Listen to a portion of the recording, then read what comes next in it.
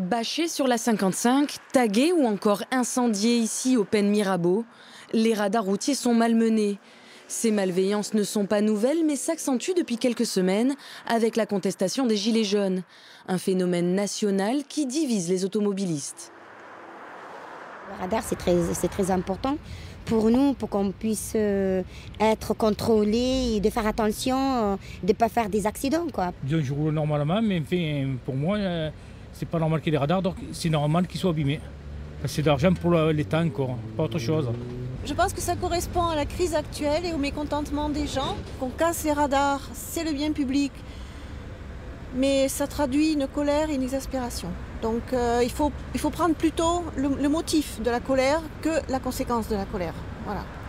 Si les autorités refusent de communiquer le nombre de radars détériorés, elles estiment le coût des réparations à plusieurs millions d'euros.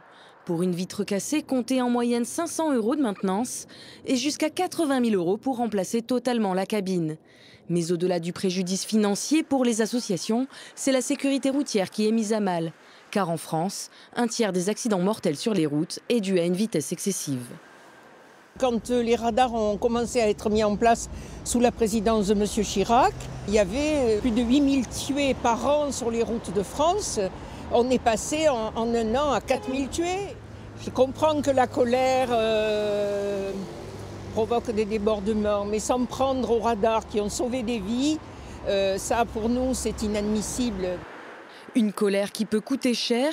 Le code pénal prévoit des peines jusqu'à 75 000 € d'amende et 5 ans d'emprisonnement pour les auteurs de ces dégradations.